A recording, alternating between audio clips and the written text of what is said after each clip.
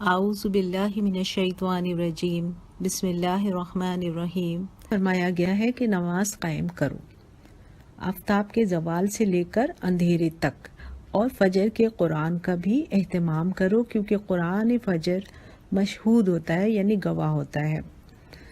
نماز قائم کریں، یہ حکم ہر فرد اور ہر اسلامی اجتماعیت کے لیے ہے۔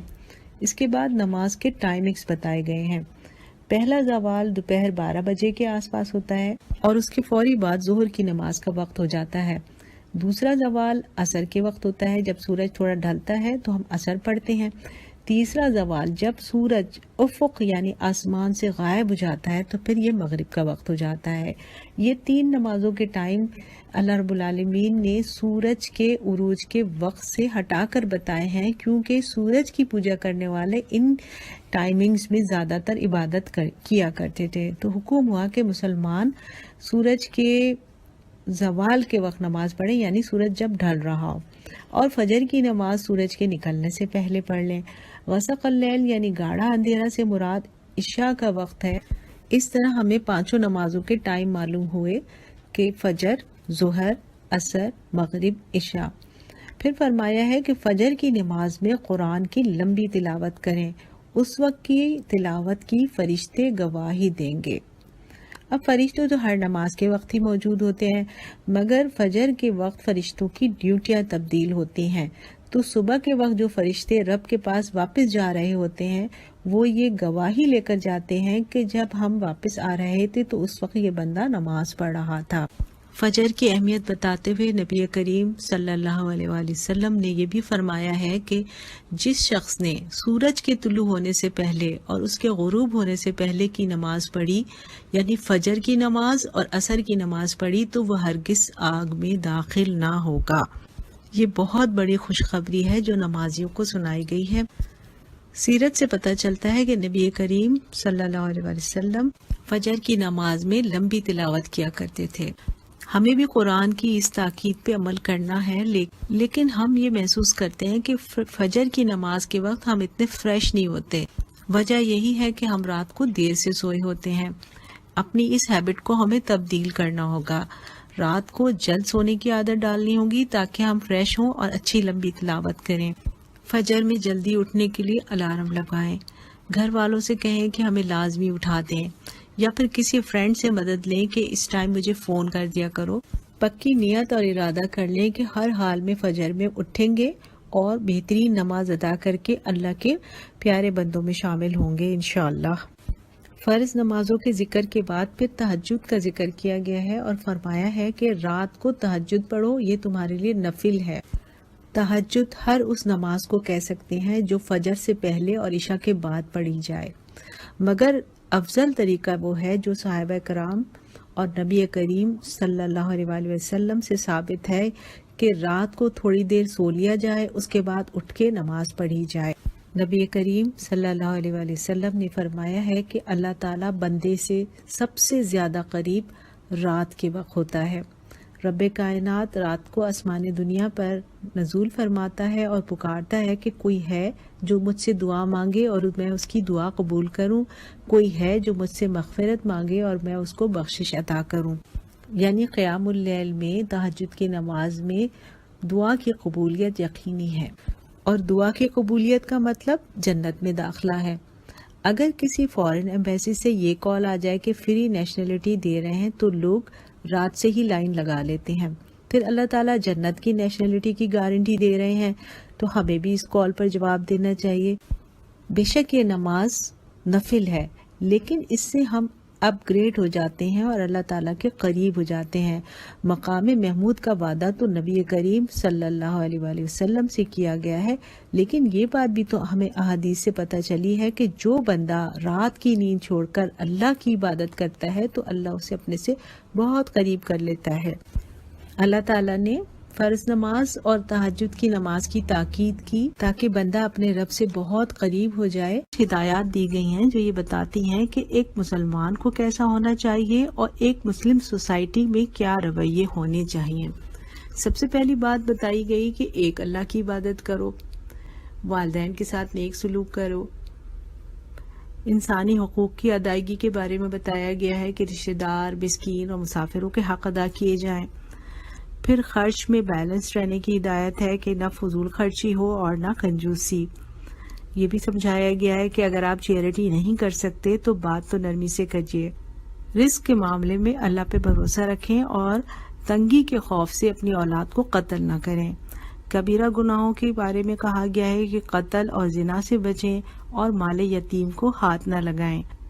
عہد یا وعدہ کریں تو اسے پورا کریں، ناپ تول میں کمی نہ کریں، اور جس چیز کے بارے میں درست علم نہ ہو اس چیز کو آگے نہ پھیلائیں، کیونکہ آنکھ، کان اور دل سبھی کے بارے میں اللہ تعالیٰ کوسچن کریں گے۔ اور زمین میں اکڑ کے نہ چلو، یعنی کوئی تکبر کا رویہ اختیار نہ کرو۔ یہ تمام کوالٹیز ایک مسلم سوسائٹی کے افراد کے لیے اللہ تعالیٰ نے پسند کی ہیں۔ اللہ سبحانہ و تعالیٰ نے قرآن میں دیگر مقامات پہ بھی ان ساری ہدایات کو دہرایا ہے۔ یہاں ہم ان سب کو ڈسکس نہیں کریں گے، لیکن صرف والدین کے حقوق کے بارے میں تھوڑی سی بات کریں گے۔ کتنا پیارا ہے ہمارا رب اور کتنی محبت کرتا ہے ہم سے کہ اس نے ہماری کیئرنگ کے لیے اور ہم سے محبت کے لیے ہمیں اتنے پیارے والدین عطا فرمائے ہیں۔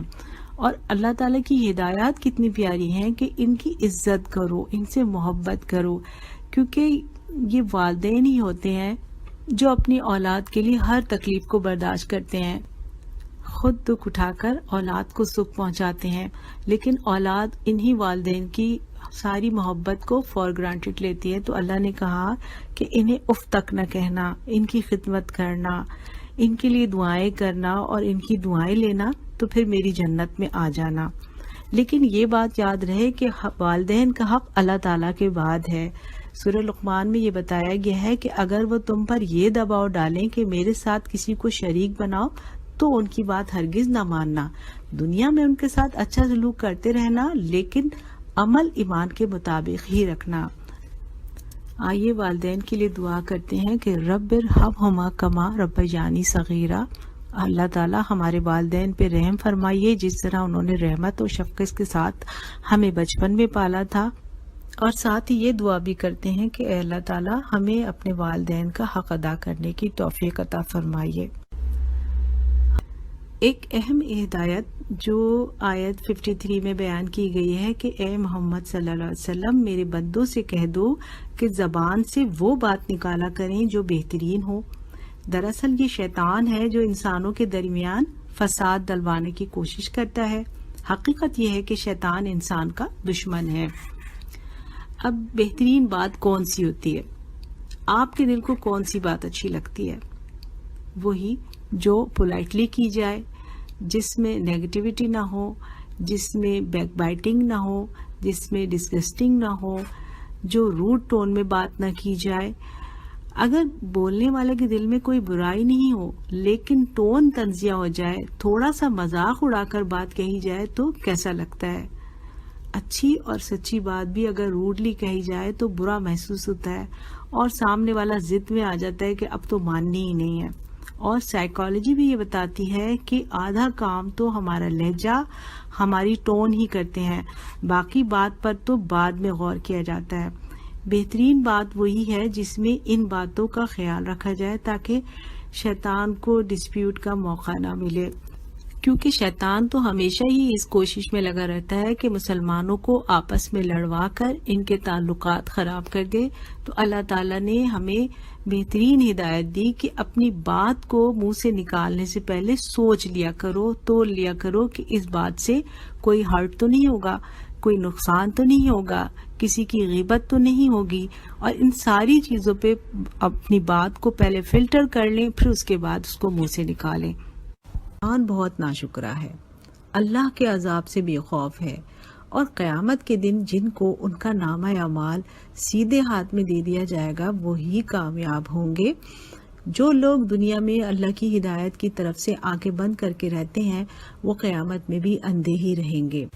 انسان شکر نہیں کرتا، یہ اللہ رب العالمین کا جو فرمان ہے اس کو ہم اپنی ذات میں بھی دیکھ سکتے ہیں کہ ہم کتنا کم اللہ کا شکر ادا کرتے ہیں اور کتنی زیادہ نعمتیں اللہ رب العالمین نے ہمیں دی ہیں، اور ذرا سی کوئی بات ہوتی ہے تو ہمارے منہ سے کلمہ شکر کے بجائے ناشکری نکلتی ہے کہ اللہ میرے ساتھ ایسا کیوں ہو گیا، جبکہ یہ سب کچھ ہمارا امتحان ہو رہا ہوتا ہے اور اس کے بدلے میں اللہ نے ہمیں کچھ بڑھا کر ہی دینا ہوتا ہے۔ قرآن میں ایک مقام پہ اللہ تعالیٰ نے یہ بتایا ہے کہ میرے بندوں میں سے بہت کم ایسے ہیں جو شکر کرنے والے ہیں۔ تو ایک بدو نے ایک دفعہ یہ دعا مانگی کہ اے اللہ مجھے اپنے قلیل بندوں میں شامل کر لے۔ حضرت عمر نے حیران ہو کر پوچھا یہ کون سی دعا ہے؟ تو اس شخص نے کہا کہ آپ نے قرآن میں نہیں پڑھا کہ اللہ نے فرمایا ہے کہ شکر کرنے والے تو کم ہی ہیں، اس لیے میں کہتا ہوں کہ اللہ تعالیٰ مجھے شکر کرنے والے بندوں میں شامل کر لے۔ ہمیں بھی یہی دعا مانگنی چاہیے کہ اے اللہ مجھے اپنے شکر گزار بندوں میں شامل کر لیجیے۔ آگے ذکر ہے ان لوگوں کا جو سچائی کو دیکھ کر نظریں چرا لیتے ہیں تاکہ اس نیکی پر عمل نہ کرنا پڑ جائے۔ پھر اللہ فرماتے ہیں کہ انجام بھی ویسا ہی ہوگا، یعنی جو بوئیں گے وہی کاٹیں گے۔ دنیا میں نظریں چرائیں تھیں اور دین سے آنکھیں بند کی تھی تو قیامت کے دن بھی اللہ تعالیٰ انہیں اندھا ہی رکھے گا۔